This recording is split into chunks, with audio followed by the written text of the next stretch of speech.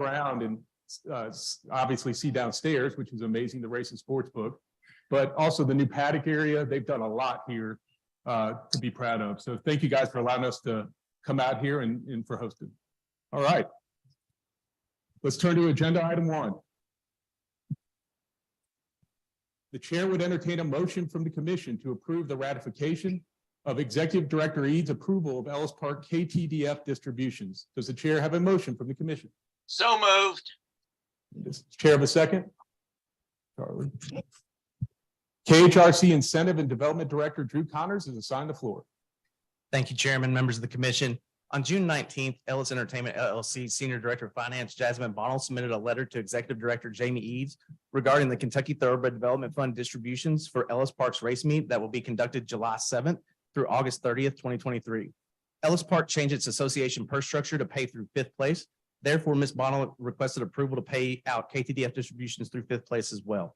KTDF Advisory Committee members, the KTA, KTOB, and the Kentucky HBPA were all contacted prior to Director Eads' final approval regarding the proposed KTDF distribution structure, which would be 58% to 1st place, 22% to 2nd, 10% to 3rd, 6% to 4th, and 4% to 5th.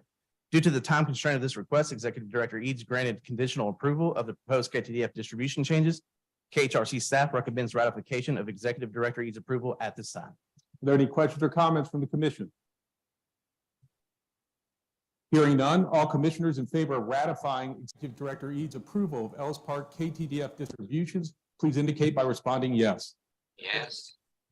Yes. All commissioners opposed, please indicate by responding no. Did anyone abstain? All right, motion carried. Turning to agenda item 2.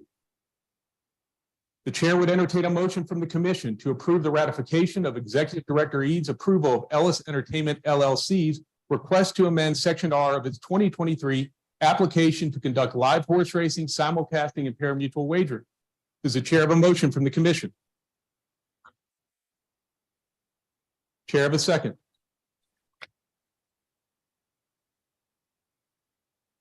KHRC Assistant Director of Pari-Mutuel Wagering and Compliance, Andy Conway, is assigned the floor. Thank you, Mr. Chairman.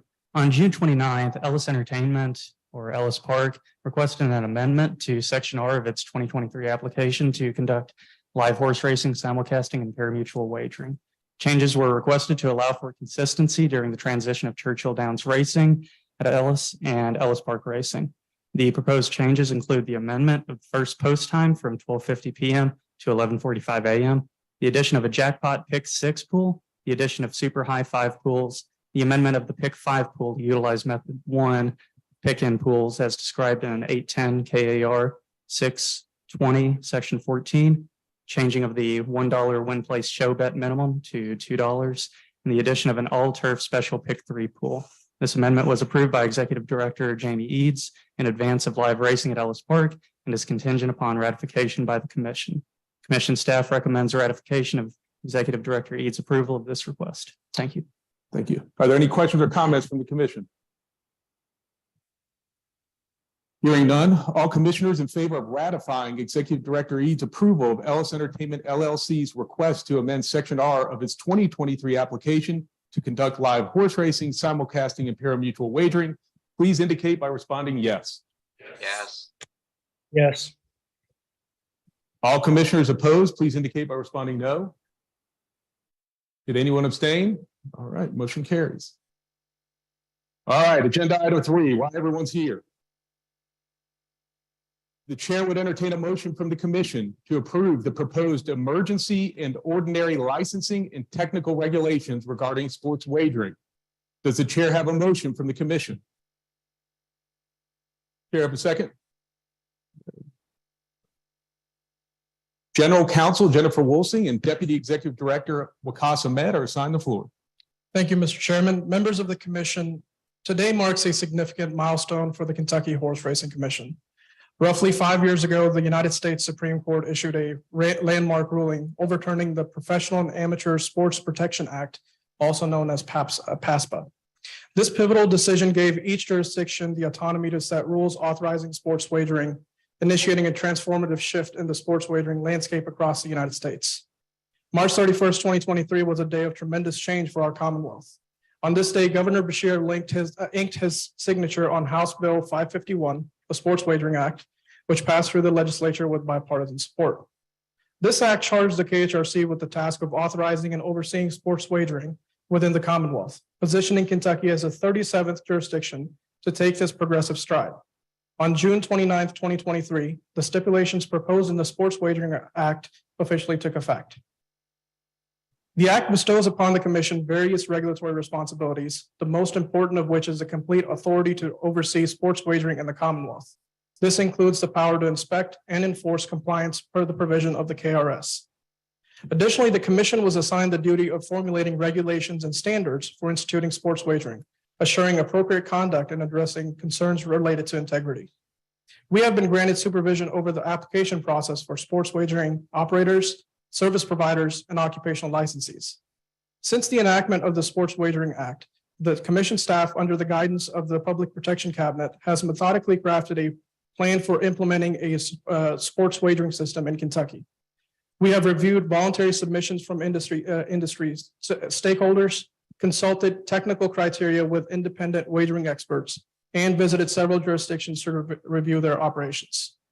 This process culminated in the drafting of the regulations currently under your consideration, designed to establish a robust sports wagering system in alignment with the Sports Wagering Act.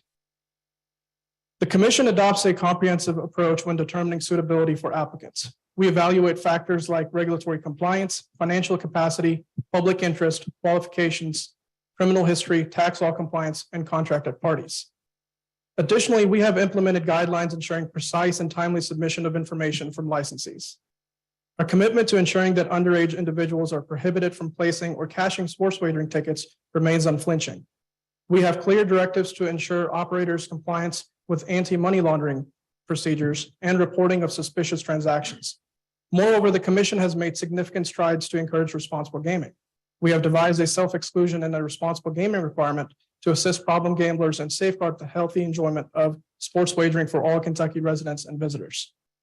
To ensure that licensees maintain high standards, we have implemented measures to discourage false or misleading advertising or marketing practices.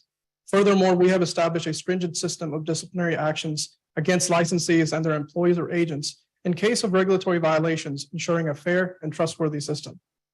Lastly, our commitment stands firm to ensure that licensees fulfill their responsibility to disclose any material changes or circumstances affecting their ability for a license. In summary, the commission stands prepared to fulfill its responsibility of regulating and overseeing sports wagering in the Commonwealth. We intend to ensure it is to the benefit of the local industry and the public, remaining steadfast in our commitment to the principles of fairness, integrity, and responsibility. Before we delve into the questions, I'll defer to General Counsel Wolsing to illustrate the procedure related to promulgating these regulations. Yeah, and Jennifer, if you could also kind of break down the regs in terms of categories. I will be happy to do so. So the way that we're going to promulgate these regulations is after we have a vote on these regulations, and presumably the regulations are passed, we have emergency regulations, as you've seen in your binders, as well as ordinary regulations. Emergency regulations differ from ordinary regulations in that they are effective as of the date they are filed with the Legislative Research Commission, or LRC. We will be filing our emergency regulations today in order to meet our promulgation deadline set forth in House Bill 551. The ordinary regulations, as well as the emergency regulations, will go through a process of public notice and comment. The ordinary regulations may have some agency amendments that arise as a result of this notice and comment process, which will take place not only with public meetings, but also through written comments that may be coming from our licensees, from the public, and other interested individuals. So if we were to divide up these regulations, I would suggest that they naturally fall into two categories. First, licensing regulations, and second, technical regulations. Are there any questions about those categories? Yeah, so I think of it the same way, Jennifer. I'm looking at it that we have licensing, we have technical, then we have responsible gaming as part of the technical piece at the end. So let's start with just the licensing. And I know a lot of us who have lived this may know this, but I think it's important so that the public can understand what are the types of specific licenses that can be applied for in the licensing portion of these regulations? As a broad matter, there are three different licensing types. The first is the operator's license, which is what the licensed Kentucky racetracks may apply for. The second is a service provider license. You may see tracks working with up to 3 different service providers in order to provide sports wagering either in their facilities or on mobile applications. And finally, we have occupational licenses. And those include categories such as key employees, who are people who perform critical services to sports wagering facilities or licensees. We also have information services providers, who are companies that provide critical IT support for sports wagering operations. And finally, race and sportsbook employees, which are the people who will day-to-day make sports wagering work in the Commonwealth. And then Jennifer, can you explain maybe on a high level the difference between the key employee license and the racing sportsbook license? I can. The race and sportsbook employee license is typically somebody who is working at the ground level. For example, a customer support professional, someone who works in security, someone who's taking tickets and cashing wagers. Whereas the key employee is somebody who's making critical decisions. For example, a manager, a CEO, somebody who's a major supervisor. Okay. And then I think you mentioned this during one of your responses, but we will have 9 operator licenses. Is that correct? That is correct. And each operator has the potential to have 3 service providers associated with it. They may have up to 3 service providers. They don't have to have 3, but they may have up to 3. Okay, great. Are there any other questions or comments from the commission? Sure. Do you all think the commission has enough staff to handle all the applications that will come in? Jamie, you probably can address that the best with staff. Thank you, Commissioner Shute. Absolutely. We currently have posted and are filling 14 positions to add to our team. The Public Protection Cabinet has graciously agreed to also help us through this summer process. So I have no doubt that we have the right people in place to get the job done. Costa, you want to add anything to that? And I see Commissioner Trillian is logging on. Yeah, so that team includes auditors, investigators. We have supervisors as well as directors that'll essentially lead the compliance arm of the wagering aspect of the KHRC. We're very excited to onboard these applications, and we're actively hiring. We've hired a lot, and we'll continue to hire. So feel free to spread the word on that. And I will tell you that we do have 14 positions we're hiring for. I know we mentioned this the last meeting, but if we need more, we'll get more. And the governor has gone out of his way to make sure that we have all the staffing and resources necessary to get the job done. So I'm not worried about that. Any other questions or comments from the commission? You want to roll into technical standards? So the technical standards can be broadly divided into 2 categories, as the chair mentioned. On one hand, we have gaming standards, and on the other hand, we have responsible gaming provisions. Are there any questions about technical standards or other items? Yes. Curious how we came up with this. You want to take that with cost? Yeah, I can take that.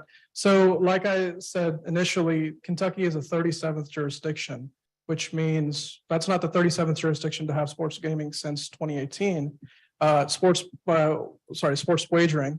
Sports wagering has been around as a concept for hundreds of years. 1992, PASPA was enacted, and that allowed certain jurisdictions who were already conducting sports wagering at the time to be grandfathered into continue to do that. That was repealed in 2018, which allowed every other basically jurisdiction or state in the US to initiate that. Now, what that means is that we have at least over 3 decades of expertise of different major jurisdictions, such as Nevada, diving down on standards. And then that has exponentially increased since the repeal of PASPA. We've had independent labs take a look at those standards to try to devise a universal standard in GLI 33.